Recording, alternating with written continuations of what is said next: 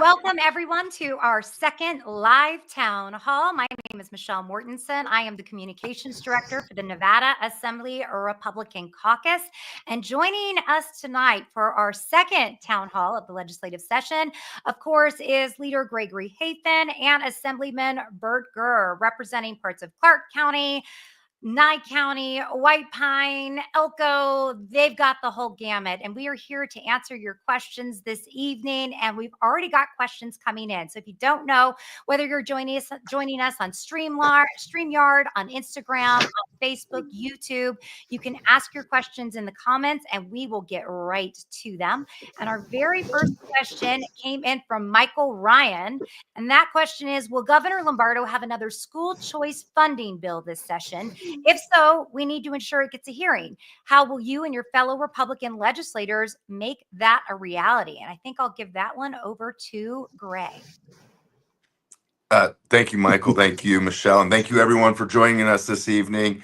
Great question. So Governor Lombardo actually in his budget has added additional funding for some school choice to expand some of the scholarships. I think it's about $8.4 million. It's a little over $8 million that he's included in his recommended budget already. The language for his bill has not come out yet, to my knowledge, on that, but it is forthcoming. What I will say is I did submit a bill to expand that from the current $12 million a year to $30 million a year.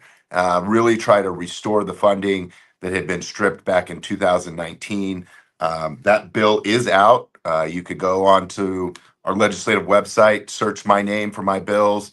It should pop right up for you as one of the first bills that I submitted. Awesome. Awesome. All right. We've got a question from Mary Hobbs, and this is a consumer question. I always love consumer questions, as you know. She's asking, what is your take on AB 204 that would ban credit reporting on medical debt? We might have to look this one up in Nellis real quick if we don't know. Does anyone know right off the bat about AB 204? Hasn't been in any of my committees. We're going to look it up for you right now and find out. I know medical debt is one of those things that, of course, can haunt a person. And it's very, very difficult when the medical debt kind of takes over your credit score. Greg, it looks like you've found that one.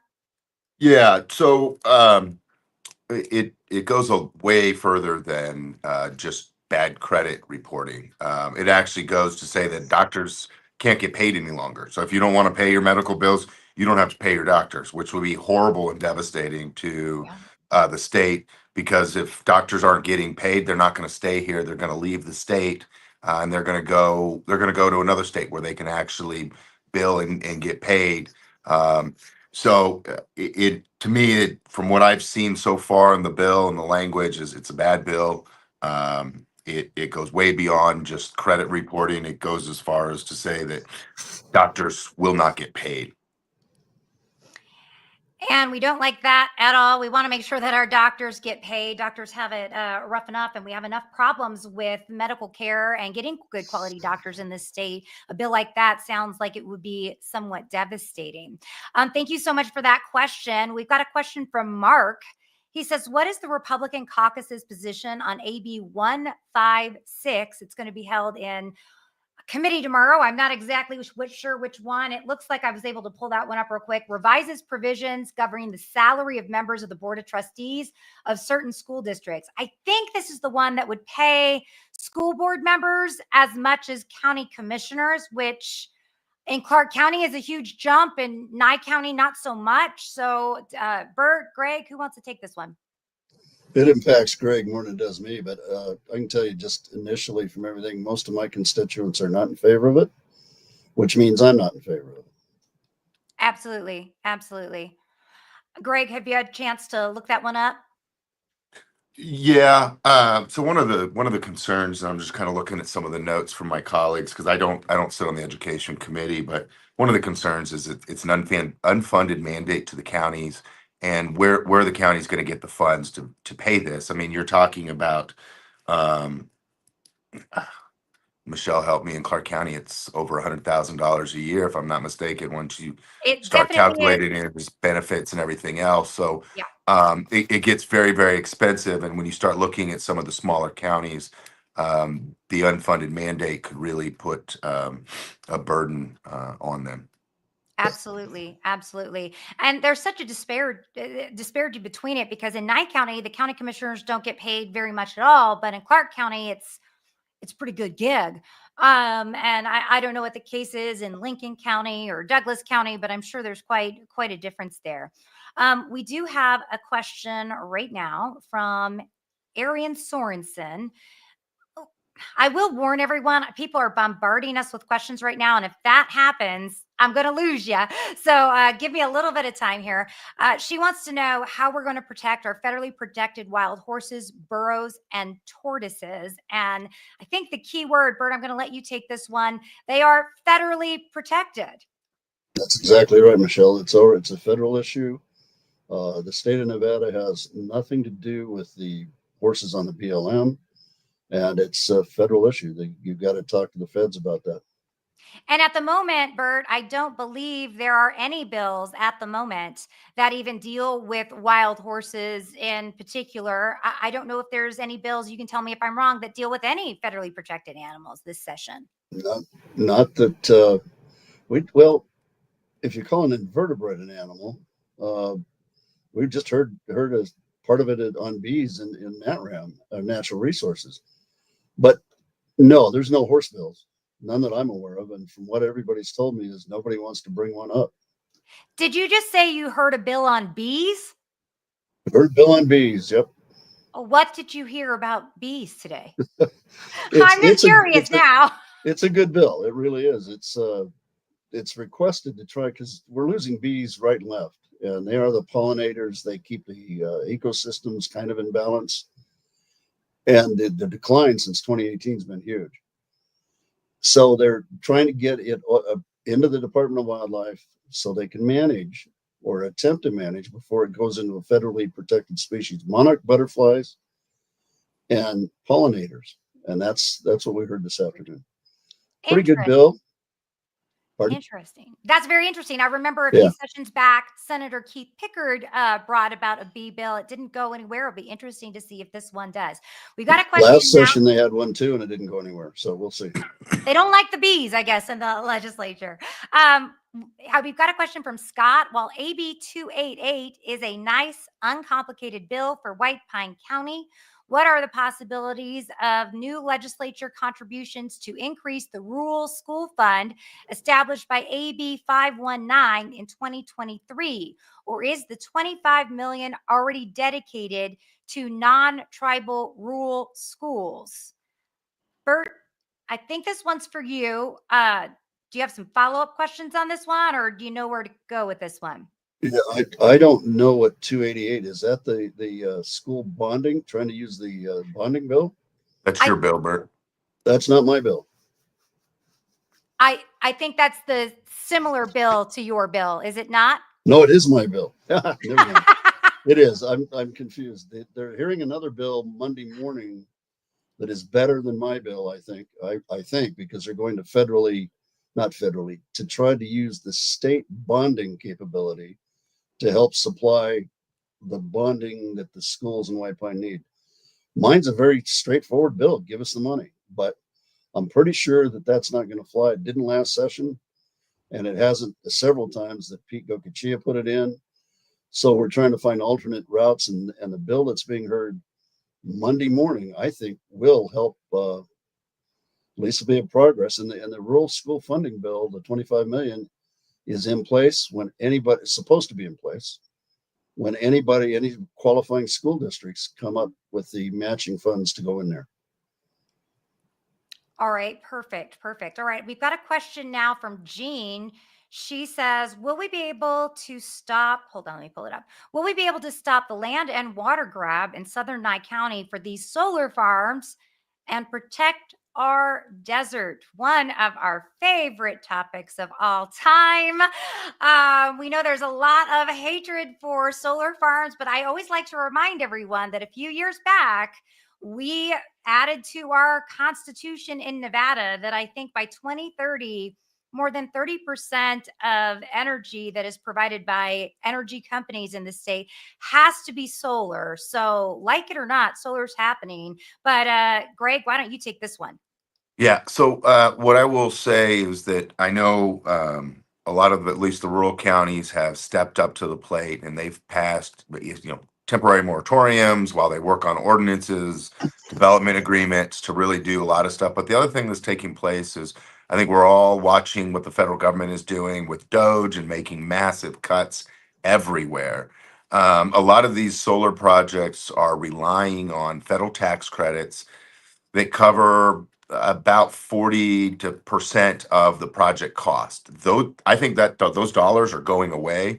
I think Doge and President Trump are going to make those go away, and so I think it's going to make the solar come to a screeching halt, especially the ones that are being developed to supply power to California and other states. So I think they're coming to a stop because of what Doge and President Trump are doing. In regards to what Michelle said about the state constitution, that is correct. However, I think that we're probably already there, and so that we probably don't need any additional renewable energy.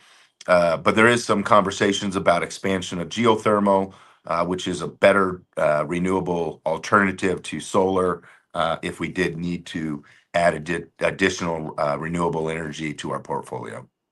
All right, very good. We've got a question from Janice now. It's one that I know we've talked about quite a bit over the past couple of days. Janice asks, how is the state budget going to be impacted given the recent firings of federal workers and cancellation of grants and funding for federal work projects?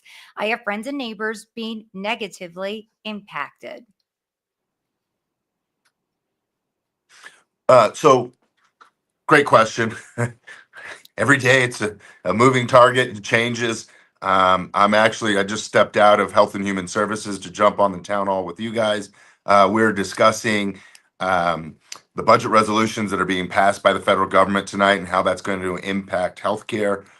Currently, what I'm hearing from my conversations with the White House is they are not cutting Medicaid, Medicare. There's no cuts to Social Security. What they're really trying to do right now is take a lot of the programs that were just recently implemented and through the previous administration and reduce it. So I think the biggest thing on everybody's mind right now is the Biden administration went out to hire 87,000 new IRS agents, and President Trump has come in and says, if you're in your probationary period, we're letting you go. I think, and Michelle or Bert, you can correct me, it was roughly 9,000 of those were let go under their probationary status. So of the 87,000 hirees, they only cut 9,000 jobs out across the nation. So it's a very small percentage.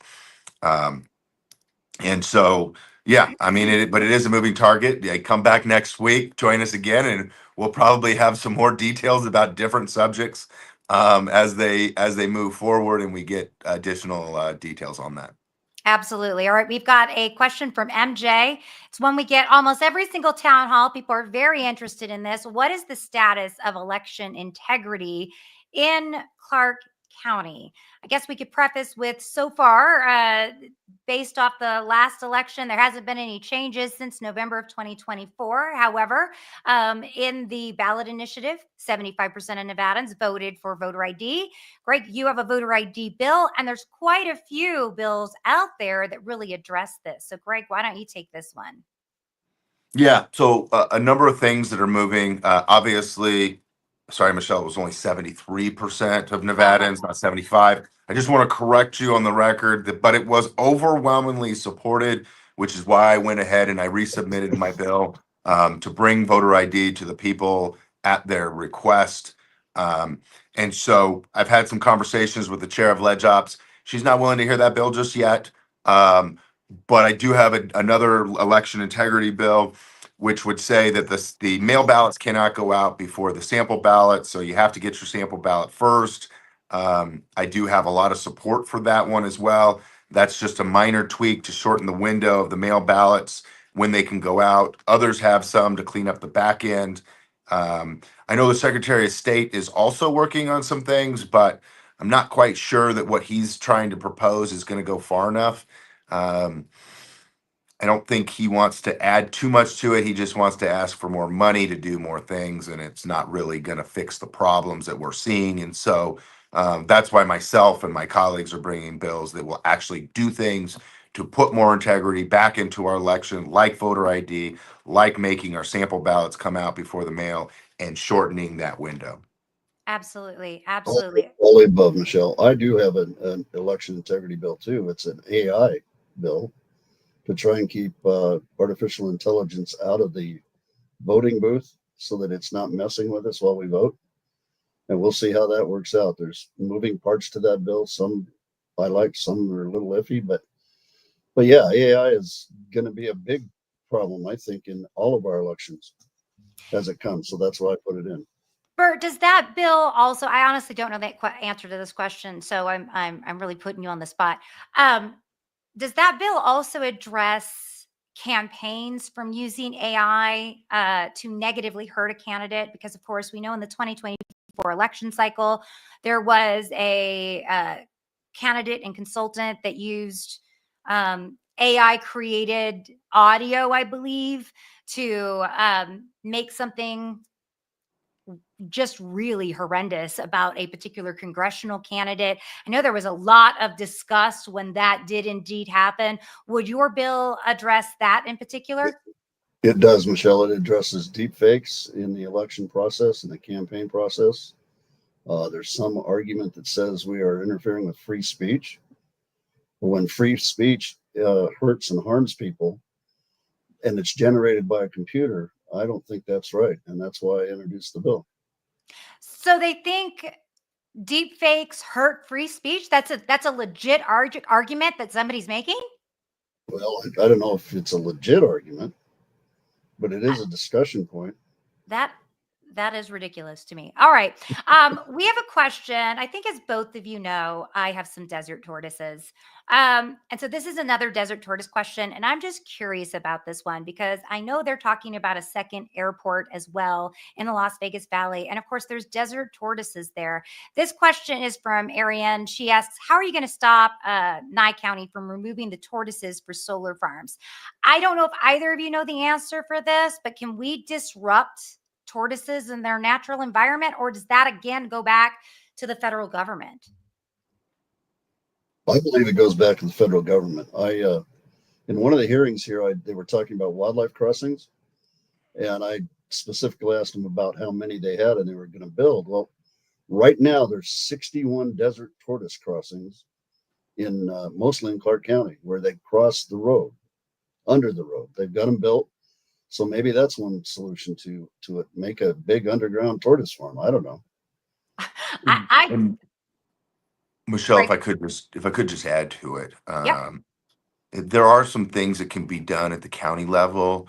Counties can adopt a tortoise mitigation plan that addresses some of that information. I think Clark County has one in place right now, and it kind of talks about what they have to do with the tortoises. I don't know if Nye County has done. I know Nye County drafted one. I don't know that they got it approved by the federal government.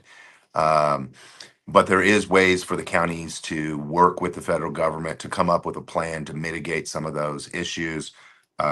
So what I would recommend is reach out to your local county commissioners, find out what the status of their tortoise plans are. All right. That's a great answer. All right. I'm not sure this next question I see, it kind of goes to schools. I'm not quite, I fully understand it, but we're going to ask it anyway. Ron's asking, why isn't the NVGOP advocating for a bill to provide school choice to Nevada parents and children? Clark County Public Schools are terrible. The teachers union and Democrat Party are the root cause problem. We were talking about this earlier, though. We are, Governor Lombardo has school choice bills. Greg, you have school choice bills. I think there's some misunderstanding there, and the NVGOP doesn't necessarily get to advocate or not advocate. You as legislators are the ones who fight for bills to become laws. I'll let you take it from there, Greg. Well, what I was going to say is, Ron, Michelle, get them my bill number, get them my bill language, and let's start them helping promote the work that we're doing up here, because we would love the additional support and the additional help. I know I've reached out to some of the mom groups, as I'll call them, that are very, very supportive. But we probably should, now that we actually have language, reach out to the NVGOP and ask them for their support as well, to help push us towards getting a hearing for my bill, the governor's bill, as well as some of the other school choice bills that we have out there. So love the idea, Ron, Michelle, make it happen. All right, I will make it happen. We've got a question from Marcus. It says, are you aware of the proposed limestone mine and cement processing facility in Moapa Valley? Would you be open to a conversation offline about the community's concerns regarding the project? Are either of you gentlemen aware of that? I'm not. I'm not aware of it. I'm happy to have the conversation. Assemblyman Urick represents that area now, but I got a lot of close friends and family in that area. So happy to take a call offline. Just give me a buzz here at my office. I got to look to see what my office number is now. It It's changed. 310. Oh, you mean phone number? I don't know it. The phone number is 775-727. Oh no, that's my office back home. Don't call me at home. I'm not there. It's 775-684-8805. Happy to have that conversation and loop Assemblyman Urick into that call as well. Okay, we are getting a lot of wild horses questions. It's the same question over and over again, and we've already addressed that at the beginning of the town hall. So I'm just going to ask if the wild horse questions, the same exact question, if we can move on, because there are so many issues that we want to tackle, like this one asking, is there a bill for paper ballots? Does anyone know if there's a bill for paper? I don't believe there is, but I certainly could be wrong. I've not seen it. Greg might know. Greg, do we have a paper ballot bill? I think the bill in particular that we've been talking about is making sure that mail-in ballots arrive after sample ballots, and that sample ballots come in at a particular time, because there was a lot of confusion with that in the last election cycle. Am I correct on that, Greg? Well, so yes, but I also want to add to that. Currently, counties can go to paper ballots. Nye County went to paper ballots. I want to say 2 election cycles ago, and one of the concerns that I have is I have heard rumblings that the Democrats are going to bring a bill to ban the paper ballots, and so that is on my watch list to make sure that they don't ban them. I was just trying to look up to see if anything has dropped on that. But I don't see anything with just a quick look. But that doesn't mean that it's not coming. So again, right now the counties have the opportunity to go to paper ballots. Nye County did go to paper ballots. There is a requirement to have at least 1 or 2 voting machines to meet the ADA requirements.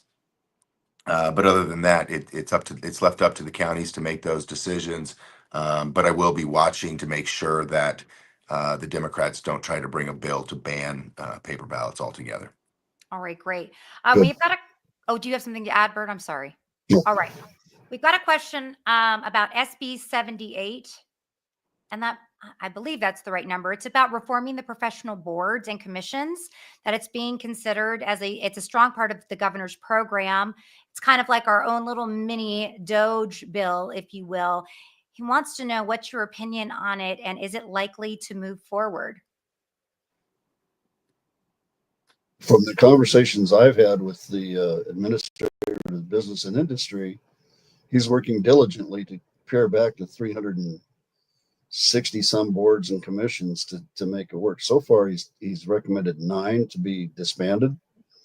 And I think as he continues his work, I think we're going to see it go forward.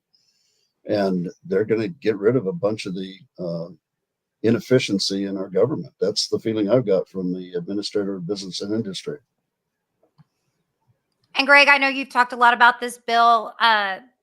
This is really going to help save the government quite a bit of money, Yeah. right? It's one of the big cuts that we can make. Yeah, that's right, Michelle. And so I actually was on the phone with them late last night. I don't know, it was probably about 6:30, 7 o'clock last night, right about now. So I was talking to them a little bit about it. They've made some updates. They're going to meet with me tomorrow to give me, I call it a brief, but they've scheduled it for a half an hour tomorrow to go over where they're at. Just like Doge, there's a lot of moving parts to it. They're looking at doing a lot of cuts.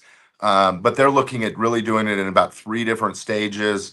And step one would be consolidating the big boards into smaller ones. I think Bert said they're looking at reducing 9 of them and consolidating them into others. And just by doing some of the initial steps like that, the projection is it's going to save about $20 million to the state. And that's because you don't have directors, you don't have attorneys, you don't have the number of meetings and staff that go along with it. So I'm looking forward to seeing what they have to present tomorrow. As most of you know, I'm for smaller government. And so anybody that brings me a concept of shrinking the size of government and speeding up the process to help people get out there to work and do their jobs, get licensed, I'm supportive of the concept. Obviously, the devil's in the details. And so I need to see the language. It is a Senate bill. It's on the other side right now.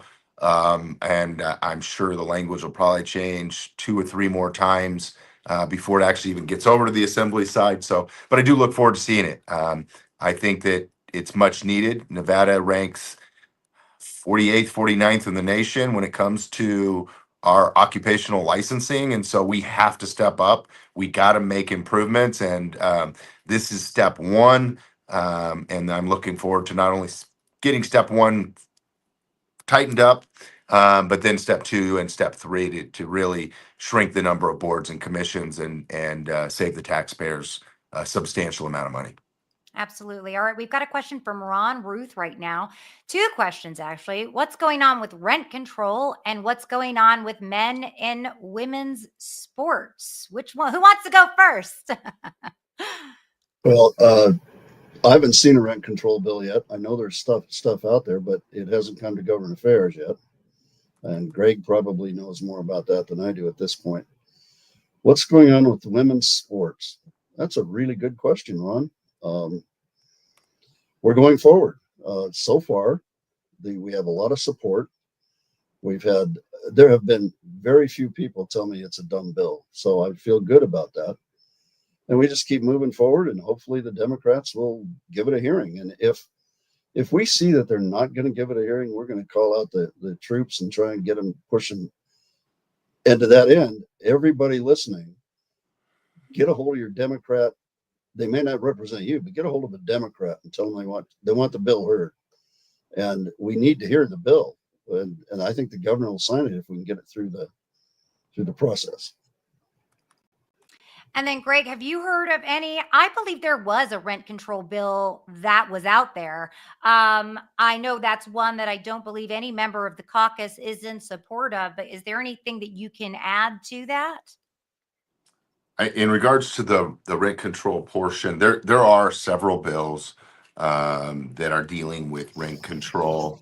None of them that I could see got a hearing yet. There is one that's being brought by Clark County, and it's trying to address the slumlords and being able to enforce them cleaning up. I think the example that was given in the committee was they had 6 dead cats in the swimming pool, and Clark County didn't feel that they had the tools to go in there and mandate that they clean the dead cats out of the swimming pool. So that's one bill that I am watching to see. There was some concerns from some of my colleagues about some of the language and how it was worded.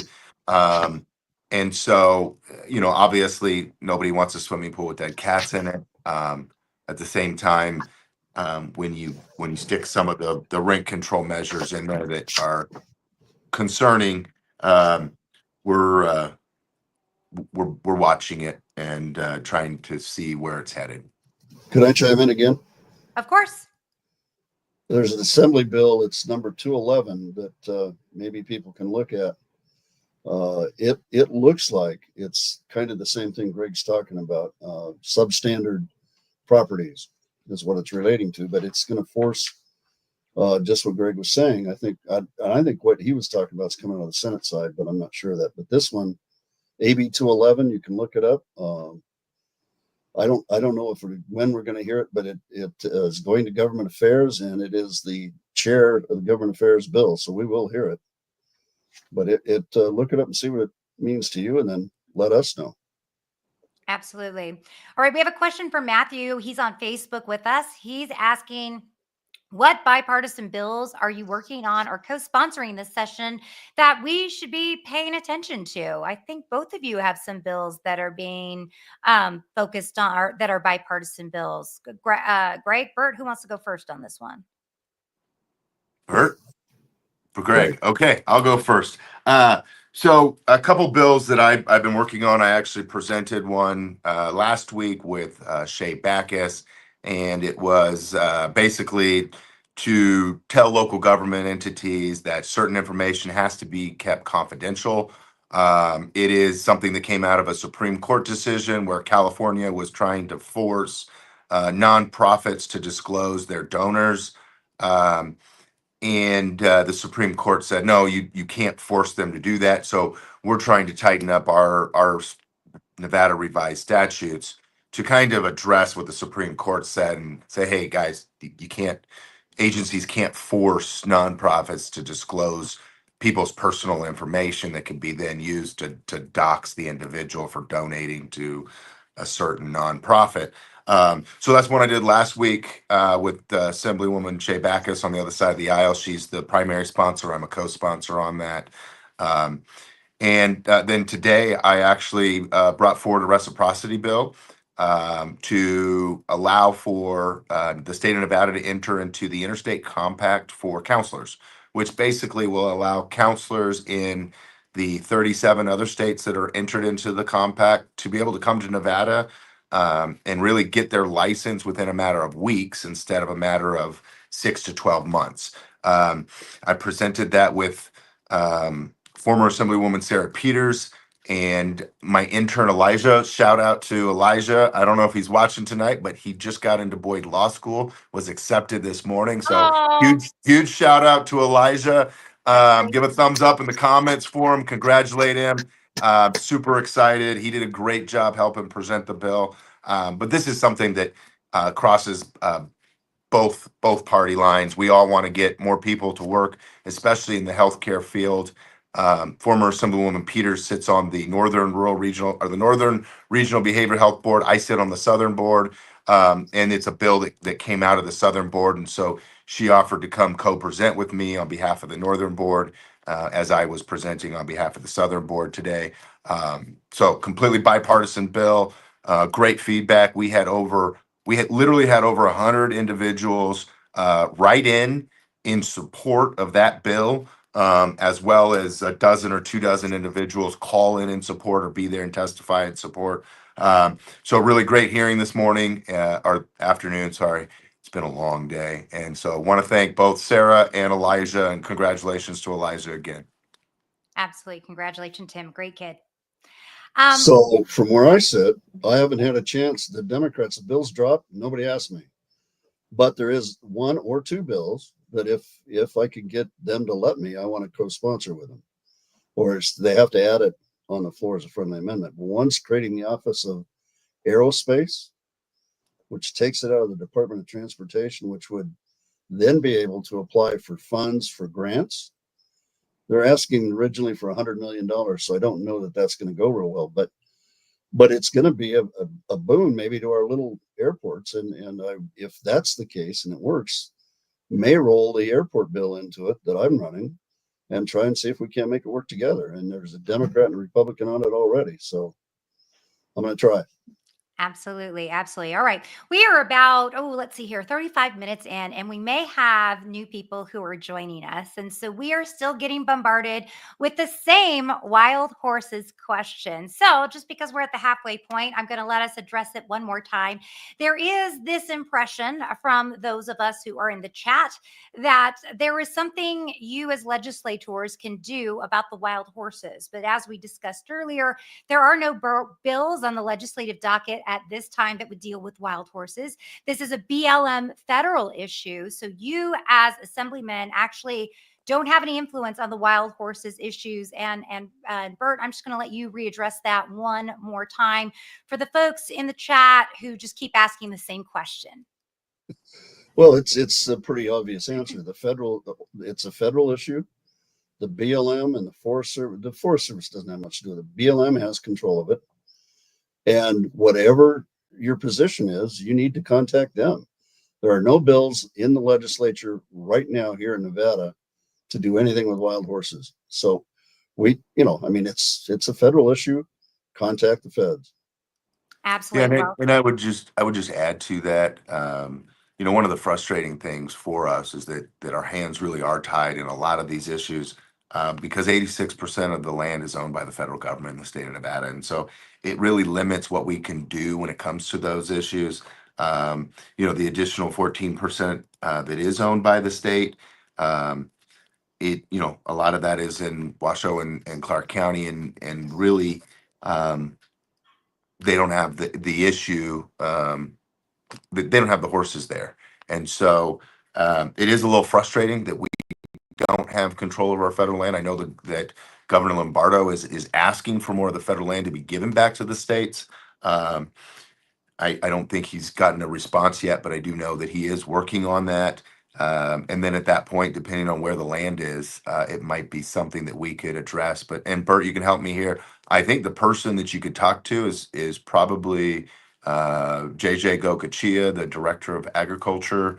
I don't know who he has that does deal with that small portion of the state lands, but I do know he had a position previously.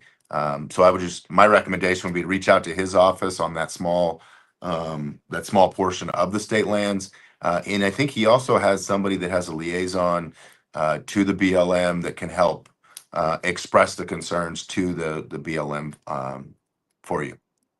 I would go one step above that and go to Mr. Settlemeyer. He's the director of the Department of Natural Resources, and he would be able to probably answer the question. He's the one who had a person appointed to take care of the wild horses, or the feral horses out here in the state lands. And that person's no longer there, but Settlemeyer would be the guy Jim Settlemeyer. Absolutely. And it is a crying shame that I believe the number is more than 80% of Nevada's land is owned by the federal government. And I know Governor Lombardo is working tirelessly to change that, because it's our state. We should own more of the land. The federal government shouldn't be in total control. Michael is watching on StreamYard with us, and he has a question. I don't always remember the bill numbers, but I'm pretty sure this is Greg's bill. Assembly Bill 163 covers the Nevada's critical mental health workforce shortage, particularly in the rural areas. I am confident this is your bill, Greg. Tell us a little bit more about this one, because it is a great bill. Yeah, it's the bill that I mentioned earlier. It's the interstate compact for counselors. And the really good thing about it for us is, especially in the rural communities, is it'll expand the telemedicine like we're doing right now, right? We're communicating via StreamYard, Facebook, Instagram, YouTube, and but it'll allow the providers, even if they're in another state, to be able to get their license in Nevada and provide those services via telehealth. Is telehealth the end all answer? No, obviously you need in-person services as well, but it then will allow the individuals to move out into the communities once they have their license and relocate to Nevada, because let's be honest, Nevada is the greatest state in the union, and much better than our neighbors to the west. Absolutely. Absolutely. All right. We've got a question. I have never asked either of you about this one, so it might be a surprise. I'm not so sure. What about bear hunts? Can that be stopped in Nevada? I am not a hunter. I don't even know if you can hunt bear in Nevada. You guys are going to have to fill me in on this one. It's all you, Bert. Can you hunt bear in Nevada? I guess Just you because can. I'm a hunter, I don't hunt bears, but it's been discussed many, many times at the Wildlife Commission, and they meet every, I think, 7 or 8 times a year. And there is a problem with bears in the Tahoe Basin. They are into the garbage. People won't take care of their garbage. Bears are a nuisance. Hunting them doesn't do much one way or the other. They just issue limited tags. Can you stop it? I guess if you go to the Wildlife Commission and convince them, sure. But the Wildlife Commission handles that. We don't handle that through legislation. Okay, perfect. Scott's joining us on StreamYard, I believe. He asks, can you speak a bit about AB 237, allowing counties to appoint registrars to run elections rather than elected clerks? Greg, I know you and I have talked about this one, but it's been a while. Is this something you can give us some enlightenment on? I'm trying to pull. It was 237. I'm just 237. trying to pull it up. I can't. I don't remember it off the top of my head. Sorry. There's a That's lot okay. of I'll let bears you in the look news. it up and I'll answer Richard's question because I can actually do that.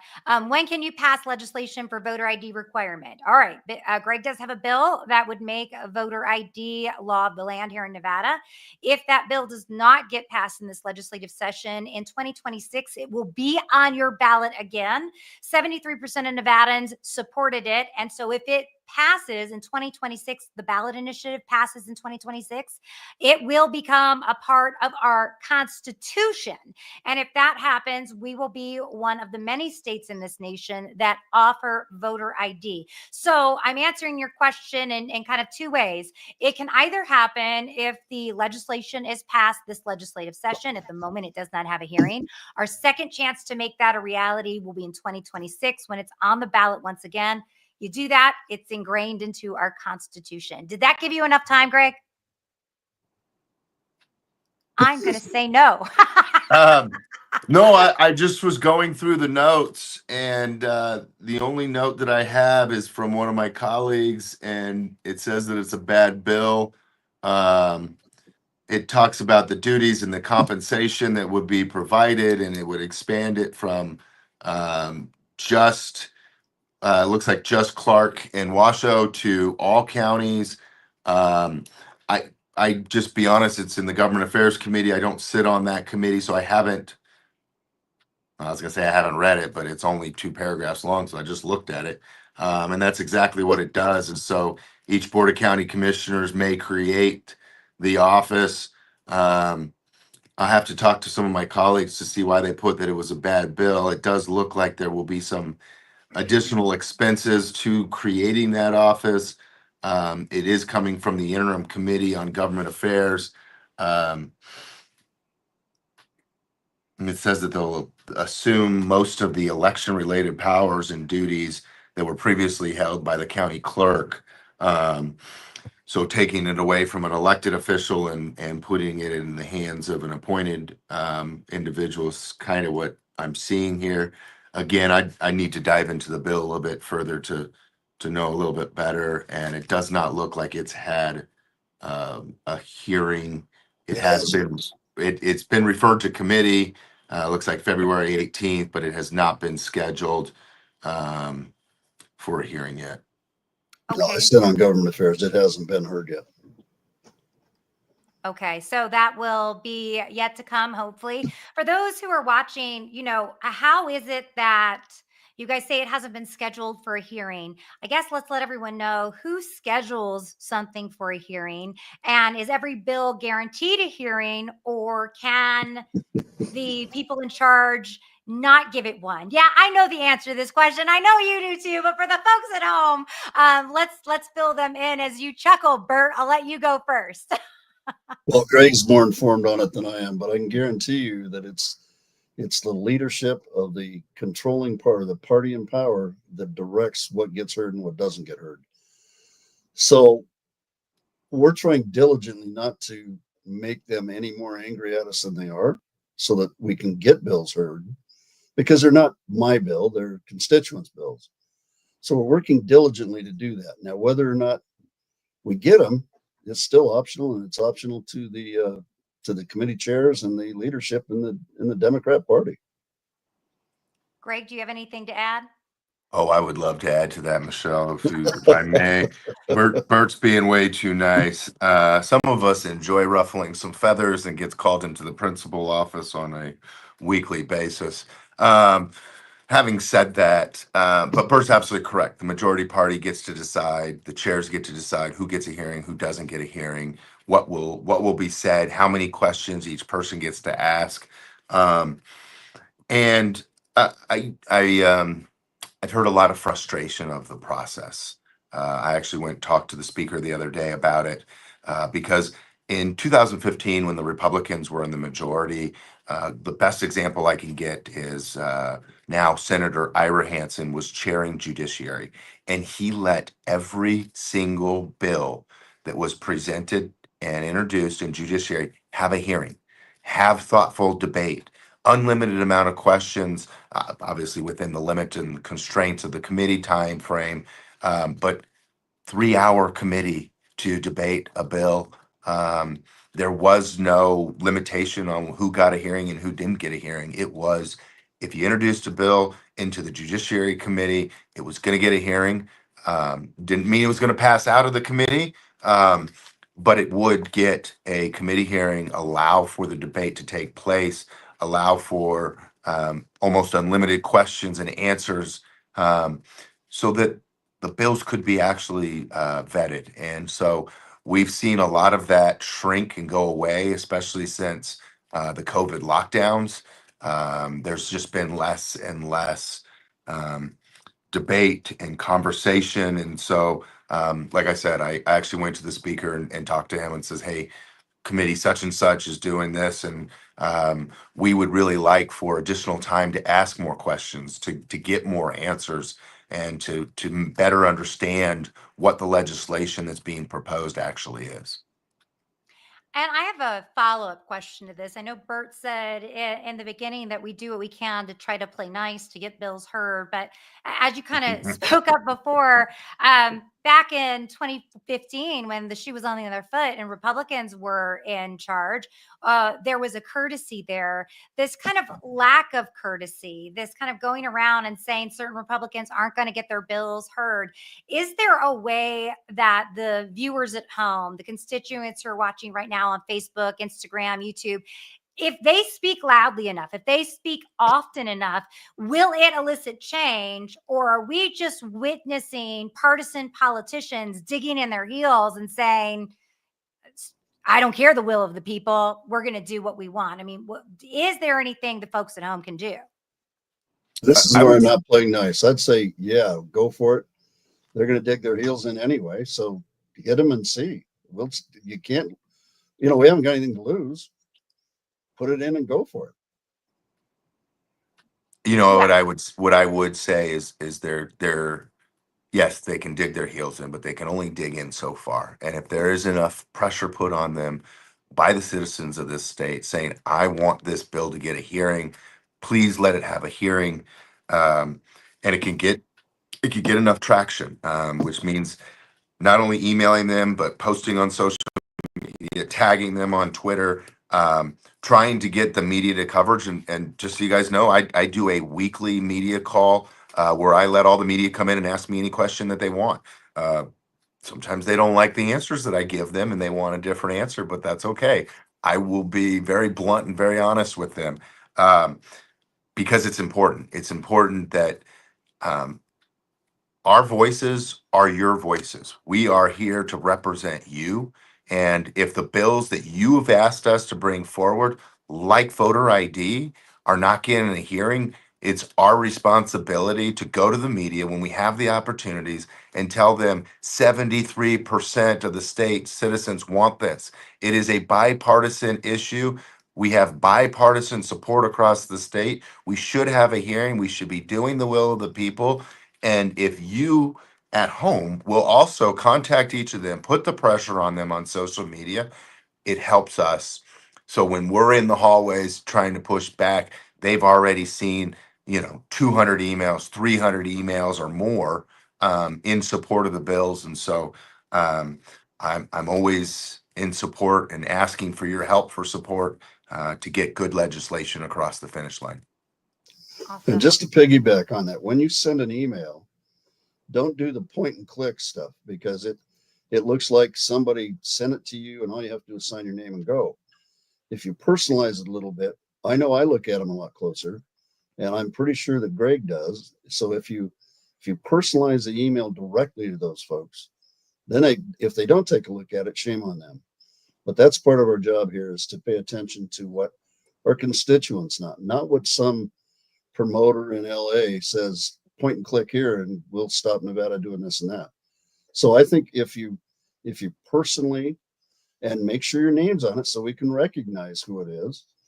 And they can, even if they don't recognize, they'll weigh, they used to weigh up stacks of for and against. Now it's 300 or 400 for and 2 against. So they see it pretty clearly on their emails. We've gotten this next question from Richard quite a bit throughout the show. I don't think it's in your wheelhouse as something you can take care of, but he's been asking it and been patient. He wants to know if we can rename the airport back to McCarran or Las Vegas instead of Harry Reid. It was the county commission that did that, so I'm not sure either of you gentlemen could do anything about that. Am I correct? Yes, you are. You're correct. It was the Clark County Commission that renamed the airport. I think Bert and I both were disappointed in that. And if they were going to rename it, they should have renamed it the Las Vegas International Airport. That would have been fine with me. Contact the Clark County Commission and ask them why they spent so much money to change it to the Harry Reid, whatever they call it. Whatever it is. Yeah. They did spend a lot of cash. All right, we've got a question from Al. I know this is only the second week of your live town hall, but few people are aware of it. Need to let constituents know how to access the meetings. Excellent program. All right, we do promote this on all social media sites. We do send out emails to the caucus. We send them out through each and everybody's individual email. But one of the best ways to get the word out, not going to lie, is by you telling your friends and neighbors to join us. At the moment that I am aware of, we are the only group of legislators at the moment who are even taking any time to have regular town halls to get questions directly from the people. And so one of the reasons we do this is for full transparency. One of the reasons we do this is because we care about what you have to say and we want to answer your questions. And so please let others know. Greg, Bert, do you want to add anything to that? I just say, yeah, we love it. We love being able to talk to you. I miss being at home. I wish I was there right now. But we're here. We're doing the work of the people. And so, Al, tell your friends to join us. Spread the word. Whether you text them the link, email it over to your list. We've got a pretty substantial list. I think there's about 30,000 Nevadans that are on our email list right now.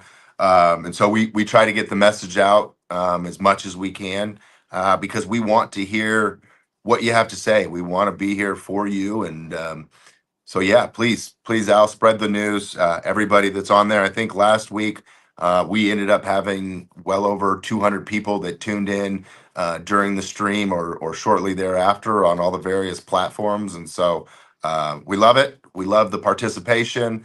And we genuinely are honored to be able to serve. Absolutely. Absolutely. All right. Michael's got a question. They didn't even give the governor's school choice bill a hearing in 2023. The governor needs to withhold approving the budget until this bill is heard. Is that even something that can be done? Well, they did give the governor's school choice bill a hearing, and he was able to get a few things accomplished in that. He got some busing funding for charter schools, some charter school expansion. He got some, he got Read by 3 that was put back in, as well as a couple of other things. But the big one was, funding for the scholarships for school choice that the Democrats, gutted and removed from his bill. and you're right, they frankly refuse to even consider it. And so, yeah, there's some things that he can do. I don't want to put those out on the live stream in case the Democrats are listening to figure out what the strategy is. But there are some things that he can do to help with the negotiations to try to do it. Like I said, the governor put into his recommended budget a little over $8 million to expand the school choice programs and the scholarship programs. As well as to continue the busing for the charter schools. And I think he actually included pay raises for charter school teachers, which the Democrats refused to hear last session. So a lot of good school choice things coming forward. And yes, he can put pressure to make sure they get hearings, and it'll all work out in the end of May and beginning of June. But again, I would always ask that you reach out, to send emails, phone calls, whatever you can do to tell the other side of the aisle that we want the governor's bills heard. We want the governor's bills passed. Obviously, I'd love to get mine passed too, but mine's a little bit more ambitious than the governor's. I'm asking for a lot more money, and our budget is very, very tight this session. So we'll see how the economic forum comes out in the middle of May to determine how much money will be actually available for that.